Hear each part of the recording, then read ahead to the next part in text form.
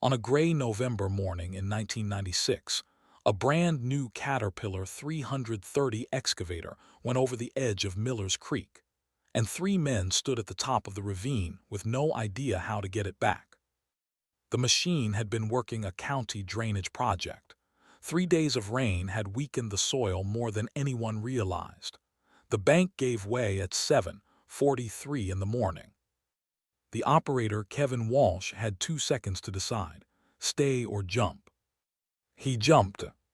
The excavator went over without him, 40 feet down a near-vertical slope.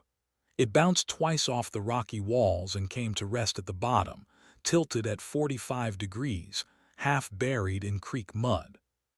Kevin walked away with a sprained ankle.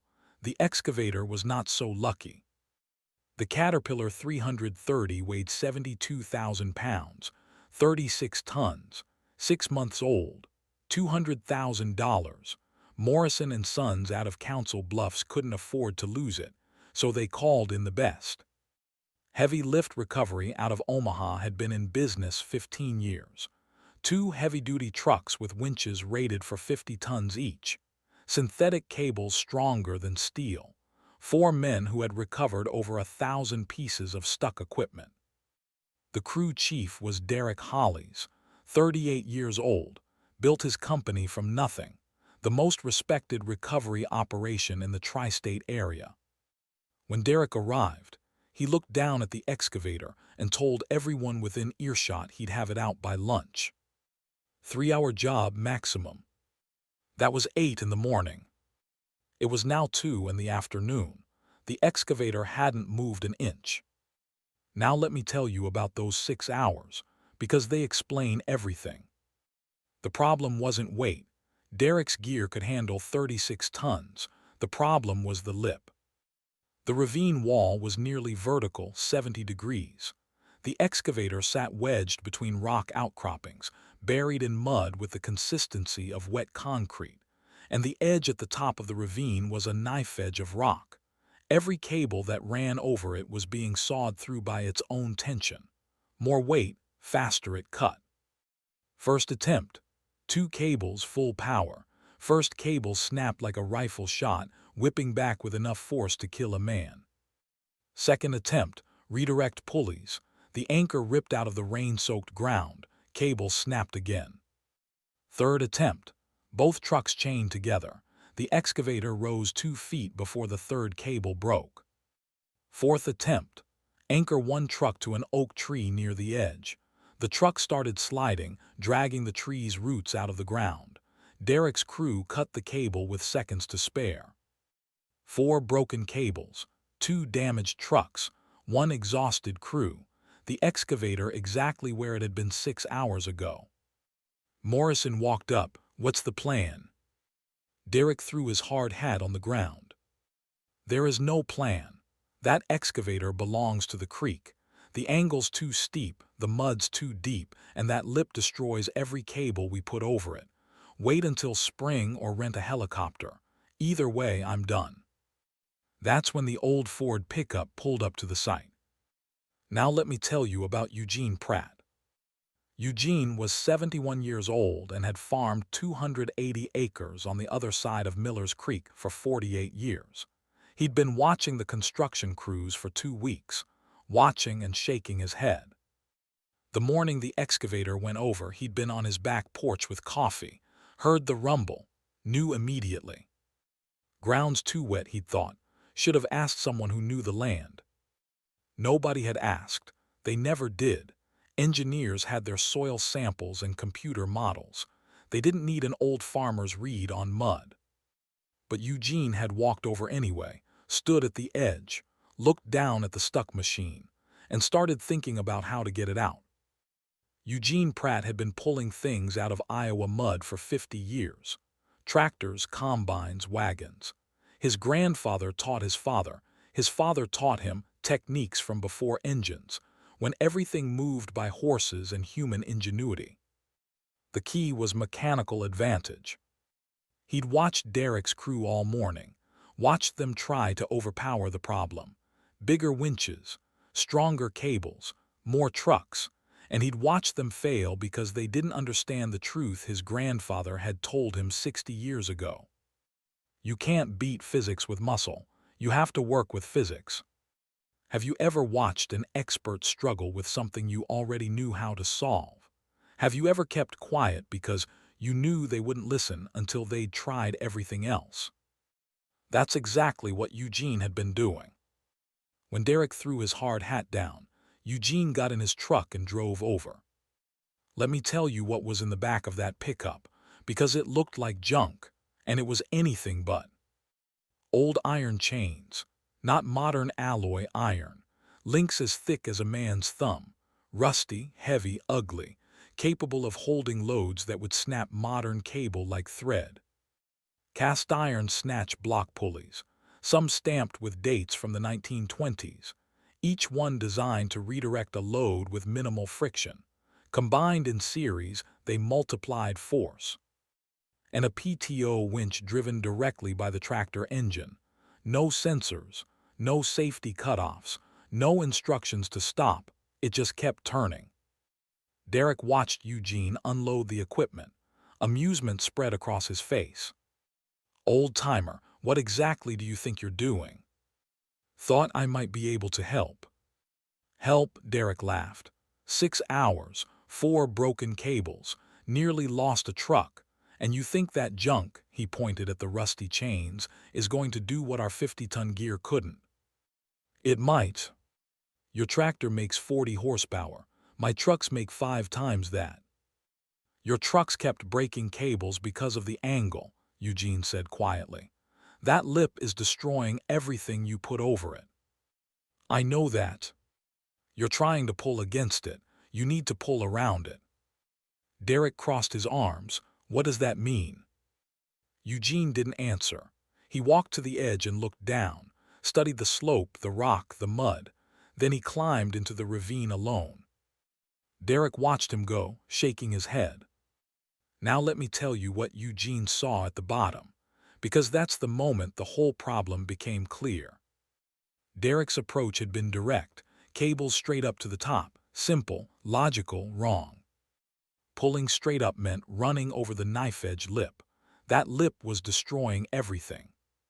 But 30 feet to the left of the excavator, the ravine wall had partially collapsed in some past erosion. The slope there was 40 degrees instead of 70, still steep, but continuous, and at the top no knife edge, just a rough, rocky ramp. Derek had ignored this route. It was longer, 100 feet instead of 40. His instinct was always the direct path. Eugene's grandfather had taught him differently. You always pull the long way if the short way is impossible. 100 feet of possible beats 40 feet of impossible every time. Eugene climbed back up, found Derek. Let me try my way. If it fails, you haven't lost anything. If it works, you learn something. Derek glanced at his crew, exhausted, watching, then at his broken cables, then at the excavator still sitting at the bottom. Fine, when your chains snap, we'll all go home. Let me tell you about Eugene's setup, because it was applied physics in its purest form. No direct pull. Instead, a zigzag path along the collapsed section, 4 separate legs, each with a manageable angle, none of them crossing the knife-edge lip. 4 pulleys in sequence. Every pound of tractor force became 4 pounds on the excavator. 40 horsepower effectively became 160, not as powerful as Derek's trucks, but applied slowly, continuously, without the shock loading that had been destroying cable after cable. Eugene anchored to a massive oak tree 100 feet back, ran chain through a snatch block at the collapsed section's lip, down to the excavator, back up through a second block, and to his tractor. He climbed onto the Ford 5000, engaged the PTO, took up the slack. The chains went taut, the pulleys groaned. The excavator moved. For the first time in 6 hours, the excavator moved. Derek Holly's went completely quiet. The machine moved at a foot per minute, impossibly slow, but it moved without stopping. First leg pulling the excavator sideways out of the mud. 45 minutes. The machine groaned and resisted every inch, but the chains held. The pulleys turned. The tractor never stopped. When the excavator cleared the mud and sat on solid rock, Derek uncrossed his arms. Eugene repositioned the pulleys. Second leg. The machine angled toward the collapsed section. Derek's crew gathered close. Nobody was laughing. "He's not fighting the load," one of them said quietly. "He's directing it. When he changes angles, the chain goes slack for a second. No shock loading. That's exactly what was breaking our cables. We were yanking. He's persuading." Third leg, the main pull up the collapsed ramp. Eugene added a fifth pulley. Every pound became 5. He opened the throttle. The chain sang. The tractor labored. The excavator began to climb. Foot by foot, inch by inch. 36 tons crawling up the slope like something alive. Tracks finding grip on the rock, weight shifting from impossible to manageable with every foot gained. Derek walked over and stood beside the tractor. "How did you know this would work?" he asked. "We tried everything." "You tried one thing," Eugene said, eyes still on the chains. "The direct path. When that didn't work, you tried it harder, then with more equipment." "What should we have done?" "What I'm doing. When the direct path fails, find the indirect one. When force fails, use leverage. When speed fails, use patience." Derek looked at the chains and the pulleys. "Where did all this come from?" "My grandfather. He got it from his father. These chains have been pulling things out of Iowa mud since before my father was born. And they held what our 50-ton cables couldn't." "They're not stronger," Eugene said. "They're used different. Your cables are designed for speed. Hook up, pull hard, done. When everything goes right, they're perfect. But the moment something goes wrong, a bad angle, shock loading, a lip like that one, they fail." He finally looked at Derek. "My chains are designed for stubborn. No schedule. No sensors telling them when to stop. They just keep pulling until the job is done or the world ends." The excavator crested the ramp, front tracks biting into flat ground, the whole machine settling onto level earth, muddy and battered but free. Eugene shut down the tractor, let out a long, slow breath. Morrison tried to pay him on the spot, whatever he wanted. Eugene refused. "I didn't do this for money. I did it because it was stuck and someone had to get it out. There has to be something." "One thing," Eugene said. "Next time you work near my land, ask me about the ground first. I've walked that creek for 50 years. I know where the mud is solid and where it isn't. Your engineers have their models, but I have something they don't." "What's that?" "I've been paying attention. Now let me tell you about Derek Hollies. Because what he did next says everything about the man he actually was underneath the confidence. He could have packed up and driven away, pretended the last 3 hours hadn't happened. Pride would have demanded exactly that. Instead, he walked over to Eugene's truck. "Mr. Pratt, I owe you an apology. I laughed at you, called your equipment junk, told you it wouldn't work." "You did." "I was wrong." Eugene nodded once. "Apology accepted." "Can I ask where you learned that? The legs, the angles, the pulley setup. 20 years in this business and I've never seen anything like it." Eugene looked at his equipment for a moment. The rusty chains, the century-old pulleys. "My grandfather called it slow rigging. Before engines, before hydraulics, this was how heavy loads moved.